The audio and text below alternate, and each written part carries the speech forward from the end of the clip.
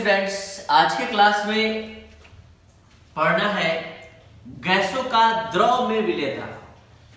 तो गैसों का द्रव में विलेयता का ये टॉपिक विलेयता से संबंधित है और विलेयता किसी निश्चित आयतन में उपस्थित घुल्य की मात्रा से निर्धारित की जाती है। यानी किसी घोल के 1 लीटर में घुल्ले का जितना ग्राम डिसॉल्व हो सकता है उसे उसकी विलेयता कहते हैं। आपको बता दें कि विलेयता की यूनिट जो है वो ग्राम प्रति लीटर या मोल प्रति लीटर होती है, लेकिन यहां आज के क्लास में विलेयता मोल अंश के रूप में ली जाएगी। यानी कि यहां गैसों की विलेयता को हम मोल अंश से निर्धारित करेंगे। तो आइए देखते हैं ये टॉपिक आज का, गैसों की द्रव में विलेयता, solubility of gases into liquids. थोड़ा ये जानकारी के लिए दिया गया है कि अधिकांश गैस जो जल में अधिक घुलनशील होती है, मतलब अधिकांश गैस जो है जल में अधिक घुलनशील होती है तथा दूसरे घोलकों में कम घुलनशील होती है।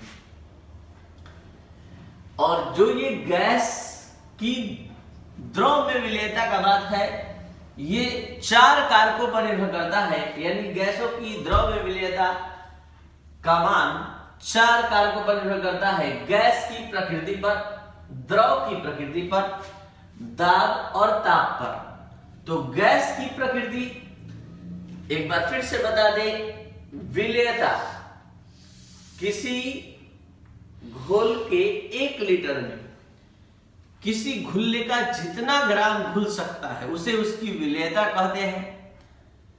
इसको मोल प्रति लीटर या ग्राम प्रति लीटर में मापा जाता है, लेकिन यहां विलेयता को हम गैसों की विलेयता का बात हो रहा है, इसलिए विलेयता को हम मोल अंश में लेके चलेंगे, जो आगे प्रेशर फैक्टर में समझ में आएगा, दाब वाले कारक में। तो गैसों की प्रकृति कैसे विलेयता को प्रभावित करती है। गैस की प्रकृति जो है, अगर किसी घोलक में आप किसी गैस को डिसॉल्व करने जा रहे हैं तो गैस के बारे में आपको जानना जरूरी है कि गैस 2 प्रकार की होती है।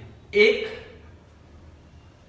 जो कमरे के ताप पर, रूम टेम्परेचर पर ही लिक्विफाइड हो जाती है, द्रवित हो जाती है, और दूसरा जो कमरे के ताप पर लिक्विफाइड नहीं होती है। तो जो गैस रूम टेम्परेचर पर लिक्विफाइड हो जाती है, मतलब जिसके मॉलिक्यूल के बीच वैन डर वाल्स अट्रैक्शन अधिक होता है, वो गैस अधिक मॉलिक्यूलर मास वाली होती है। जैसे ही हम किसी सॉल्वेंट में डिसॉल्व करते हैं तो वो द्रवित होकर उसमें मिक्सअप हो जाती है। तो जो आसानी से द्रवित हो जाती है जो गैस कमरे के ताप पर, वो ज्यादा घुलनशील होती है। तो ये गैस की प्रकृति पर भी डिपेंड करेगा कि वो इजीली लिक्विफिएबल गैस है, आसानी से द्रवित होने वाली गैस है कि नहीं। तो ये उसके मॉलिक्यूलर मास और वैन डर वाल्स अट्रैक्शन पर निर्भर करेगा। जिस गैस के वैन डर वाल्स अट्रैक्शन का मान, आकर्षण का मान जितना ही अधिक होगा, वो आसानी से कमरे के ताप पर जल्दी से द्रवित होगा और ज्यादा घुलेगा। और जो हल्का गैस होगा जैसे कि H2, तो ये सब हल्का गैस है, और जो भारी गैस है जैसे CO2, SO2, ये सब आसानी से द्रवित होगा। तो ये ज्यादा विलेय होगा, यानी भी इसकी विलेयता अधिक होगी। तो ये गैस की प्रकृति भी गैसों की द्रव में विलेयता को प्रभावित करती है। तो जो गैस आसानी से द्रवित होती है वो जल में अधिक घुलनशील, और जो आसानी से नहीं होती है वो कम घुलनशील होती है। अब देखते हैं दूसरे कारक, द्रव की प्रकृति। द्रव की प्रकृति का कॉन्सेप्ट, लाइक डिसॉल्व लाइक, जो जैसा है वैसे में घुलेगा। ये एक कॉन्सेप्ट है विलेयता का कि जो ध्रुवीय है ध्रुवीय घोलक में, जो अध्रुवीय है अध्रुवीय घोलक में। हम क्या कहना चाहते हैं, ध्यान दीजिए। अगर आप नमक, जो कि एक ध्रुवीय पोलर सब्सटेंस है, तो यहां ये जल में घुलेगा। तो लाइक डिसॉल्व लाइक का कॉन्सेप्ट है यहाँ। तो पोलर सब्सटेंस पोलर सॉल्वेंट में और non polar solvent non polar solvent में। अब जैसे बेंजीन को घोलेंगे तो ये CCl4, बेंजीन को घोलेंगे तो ये CCl4 में डिसॉल्व होगा, तो ये नॉन पोलर सब्सटेंस है, नॉन पोलर सॉल्वेंट में डिसॉल्व होगा। तो कहने का मतलब क्या है, जो जैसा सब्सटेंस होता है वैसे घोलक में घुलता है। तो जल में जो आयन में कन्वर्ट होने वाले परिवर्तित होने वाले पदार्थ है उसको घोलने पर, जैसे जो गैस आयन का निर्माण कर सकता है जल में वो ज्यादा घुलेगा, तो गैस जल में घुलकर आयन का निर्माण करती है, इसलिए वह जल में अधिक घुलनशील होती है। जैसे एक एग्जांपल दे रहे हैं, अमोनिया गैस जल में घुलनशील होती है। क्यों होती है देख लीजिए खुद ही। जैसे ही ये जल में घुलती है तो ये NH4+ और OH- आयन का निर्माण करती है।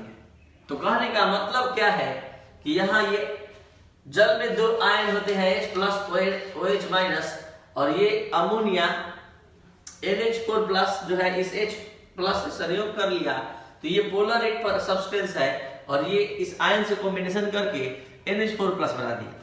तो जो जल्दी से जल में घुलकर आयन का निर्माण करेगा वो ज्यादा घुलनशील होगा। तो ये लाइक डिसॉल्व लाइक के कॉन्सेप्ट पर विचार पर ये क्लियर हो पाता है कि कौन सा गैस कौन से घोलक में ज्यादा घुलनशील होगा। अब बात करते हैं हम इस गैसों की द्रव में विलेयता का सबसे इंपॉर्टेंट दाब फैक्टर पर बात करते हैं, प्रेशर फैक्टर। गैसों की द्रव में विलेयता के लिए दाब एक महत्वपूर्ण कारक है।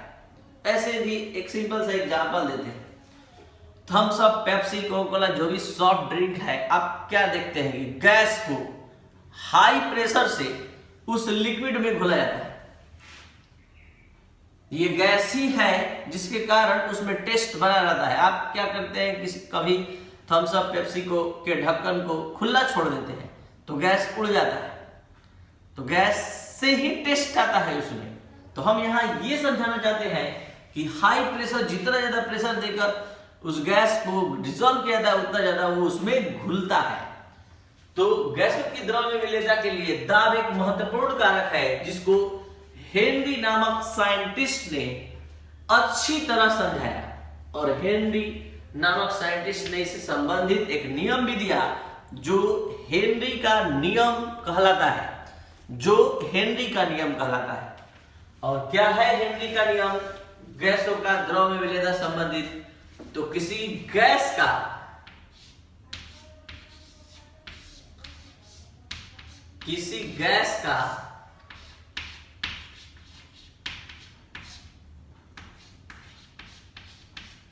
वाष्प अवस्था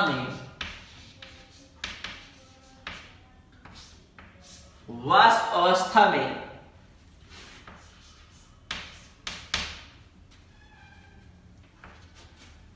आंशिक दाब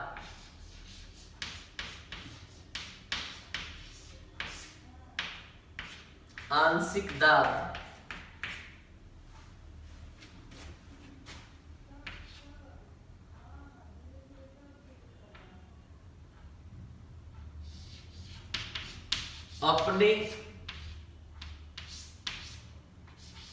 मूल अंश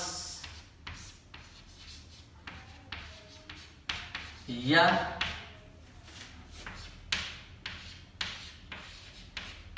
विलेयता की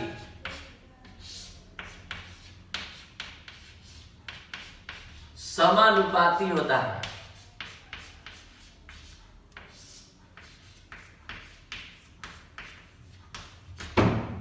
अर्थात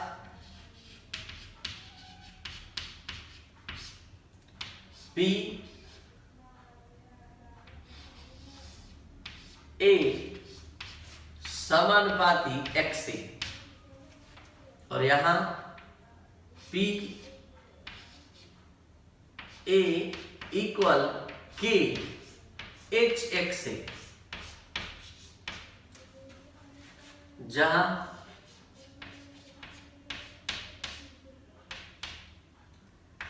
KH बराबर हेनरी नियतांक।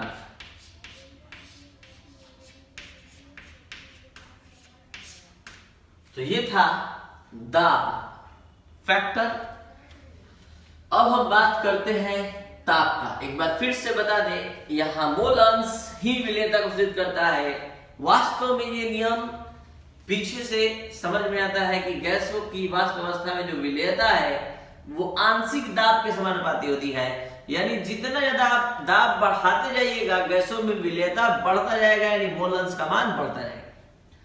अब बात करते हैं ताप का। ताप के लिए दो कॉन्सेप्ट है, एक ऊष्माक्षेपी प्रक्रम के लिए और एक ऊष्माशोषी प्रक्रम के लिए। और ये ली चैटलियर प्रिंसिपल, ली चैटलियर सिद्धांत जो 11th क्लास में साम्य व्यवस्था में पढ़ाया गया था वहां से उठकर आता है। और इसका कॉन्सेप्ट कहता है कि किसी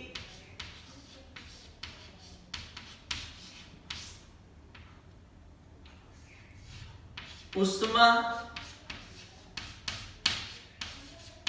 शोषी प्रक्रम में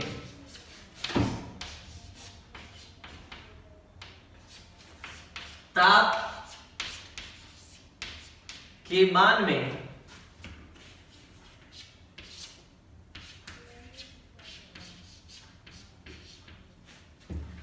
वृद्धि करने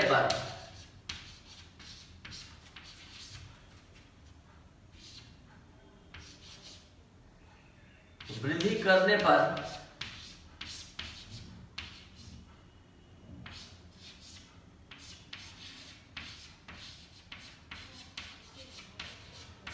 विलेयता के मान में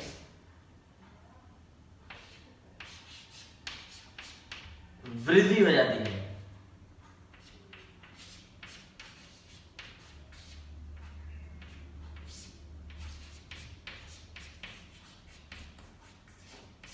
विलेयता के मान में वृद्धि हो जाती है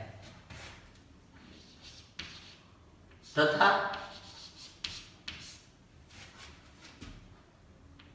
उष्मा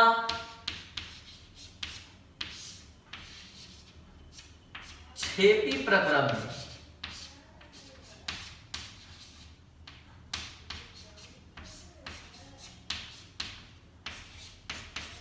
ताप के मान में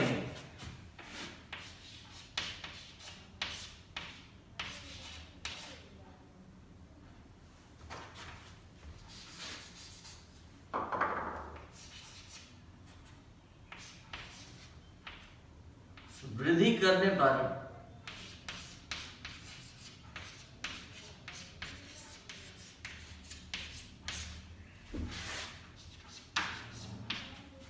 ताप के मान में वृद्धि करने पर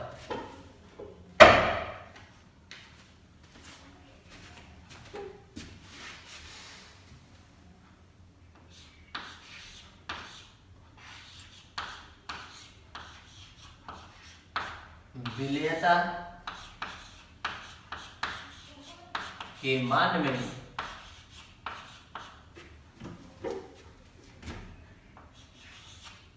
कमी हो जाती है।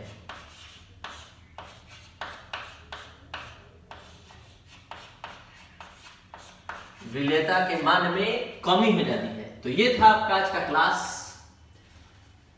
कल हम लोग इस टॉपिक पर आधारित कुछ प्रॉब्लम्स बनाएंगे और कुछ इंपॉर्टेंट क्वेश्चन इस चैप्टर का करेंगे।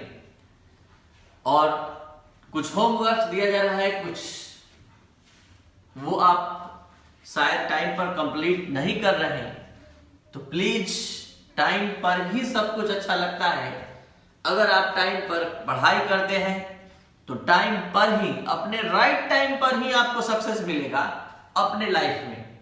इसलिए हर काम टाइम पर ही करना सीखिए, ज्यादा जरूरी है।